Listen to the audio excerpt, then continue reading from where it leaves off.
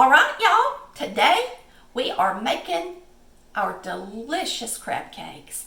Not everybody can get their crab meat from the shore like we can, but most of you can get it in a can in your seafood section at the grocery store. So I'm using the canned for you guys today, and we're gonna get started on this, and boy, is it gonna be good. Even on the inside, now that's a pretty crab cake.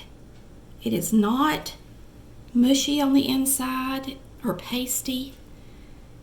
It looks really good. That's how you want them to look. Getting all my woody stems together. We're going to use a little parsley in our crab cakes. And so I'm just stacking them up next to each other so that when I chop it, I won't be getting the stems. And I'm going to cut that off right quick. We are cutting up some green onion, and hopefully you've got some. So you're just going to chop it up good. You're going to need about 1/4 cup. So I chose 3 of these. Get them out, wash them good, and now we're going to dice them up.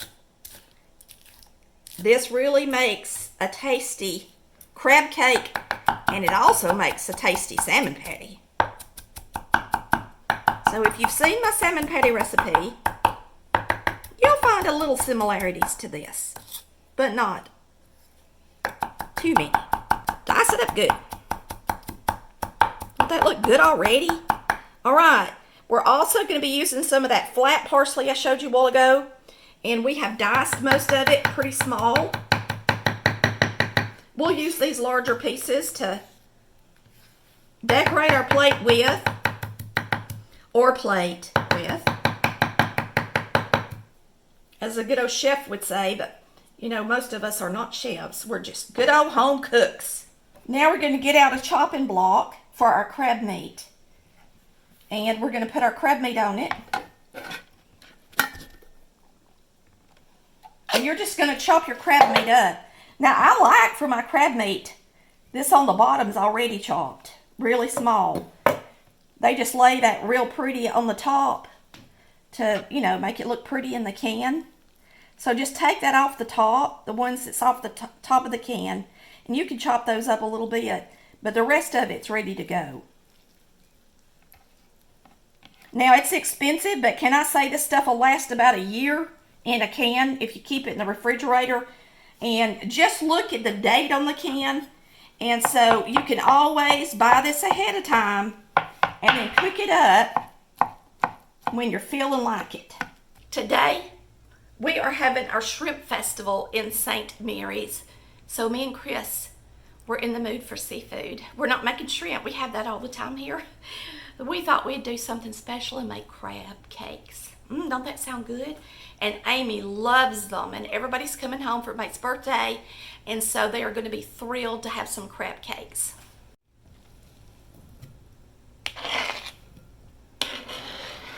That's a lot of work, getting all that meat out of them crabs.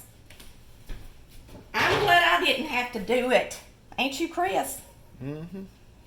So, it's well worth the money you pay for it, even if it is expensive. Why? Because it costs a lot. It takes a lot of time. It takes too much time to do this, so I'd rather splurge and spend the money on the crab meat every once in a blue moon. We only have these once or twice a year. While you're getting your crab cakes ready, go ahead and get you an iron skillet out and start the preheating process so it'll be good and hot. Don't put the oil in it, just start it to preheat. Now you're just going to combine the ingredients. So the first thing I'm going to do is I'm going to add our parsley and our onion to the bowl.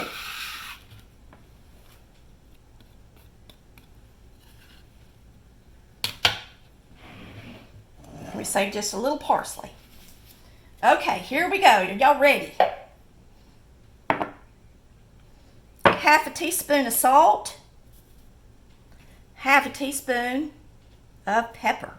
Soul food seasoning, 1 teaspoon. This is soul food seasoning I get at Dollar General. I love it. We're going to be using some Mrs. Dash as well. On my recipe book, it actually says Lighthouse salad blend. But if you can't get it or you don't have it, you can always use the original Mrs. Dash salad blend. We're going to use a tablespoon of the salad blend. All right, we're using White Lily self-rising flour, and we're going to use a 1/2 cup.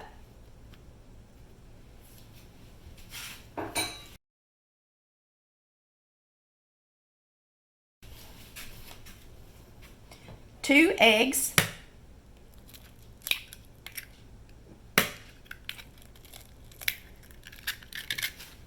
This is a teaspoon of yellow mustard, a little to grow on. And then we've got a 1/3 cup of mayonnaise. I got Duke's because it was on sale. I like Blue Plate and Duke's. Either one will work for me. But those are my two faves.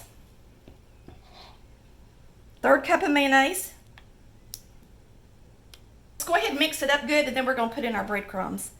So you got to make sure you mix all these ingredients up really good, because they are, you know, you just piled a bunch of stuff in there. So you got to really give it a good stir. You can go ahead and throw your breadcrumbs in, but I just thought I'd mix it up really good first. The egg and the flour are going to help keep them together in the pan. Now we're going to add our breadcrumbs. We're going to be using 1.5 cups of breadcrumbs.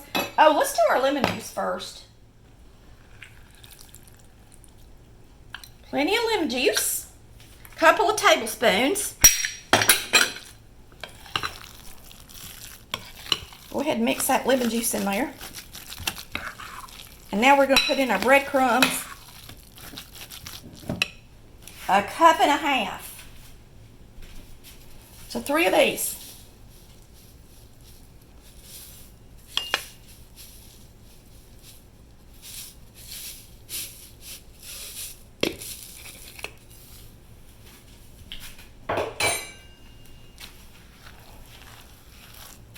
Bunch of mixing going on.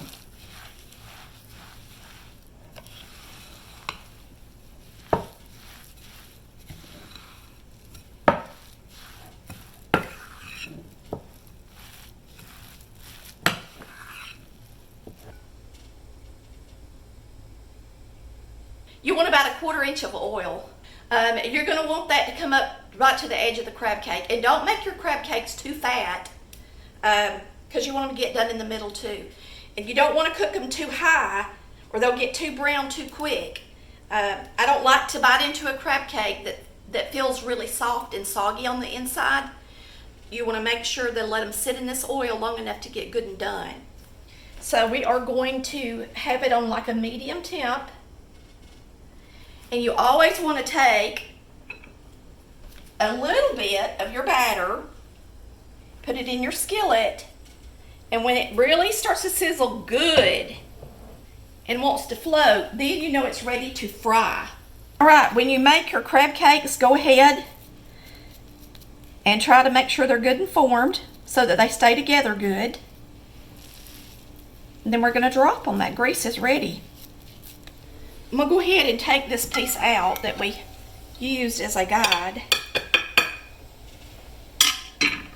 And we're going to set these down in there.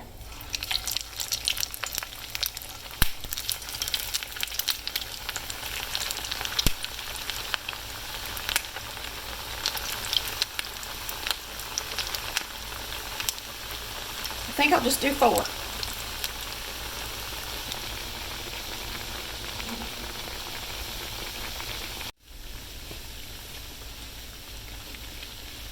We're going to flip these over. Should be golden brown by now. Perfect. These are really good, y'all.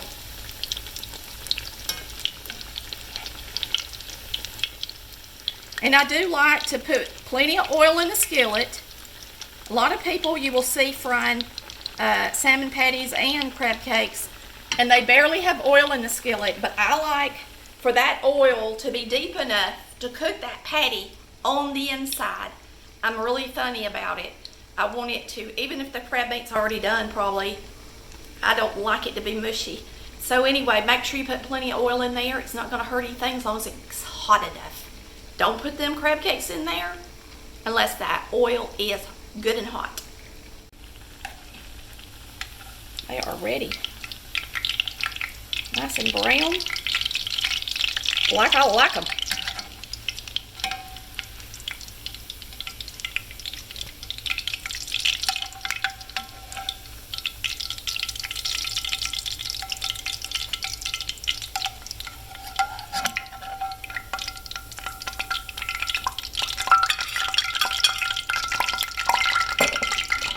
I had a little water on me. Alright, I'm going to take them off of this and put them on the tray so that they don't sweat. You want to leave them on the paper towel too long because you don't want them to sweat. But they're really pretty. They look good. We're going to give these a try. I'm just going to try this first one. I'm going to take some lemon and squeeze on it a little bit. Get me off a piece and I'm going to show you how good they look. Even on the inside. Now that's a pretty crab cake. It is not mushy on the inside or pasty. It looks really good. That's how you want them to look. Those are delicious. Woo! Since this is a pricey item, we are going to use our food saver to put these up in the freezer, and I'm going to show you how to do that. And that way we can just reach in the freezer and grab out a pack and fry them up for a good dinner one night. It's going to be simple and easy, and we've got enough here for 2 dinners. Easy. Really more than 2. All right. So I'm just going to take my vacuum seal bag. And I would think 3 would be more than enough. Would it, you, Chris? Yeah. Or you want me to Or freeze? we could just do them by 2s, and then like whenever we make fish, we could have them with our fish. We could have them. Well, let's do 1 with 3. Okay. For a dinner pack, since I got this bag long. Yeah. I don't want to waste the bag.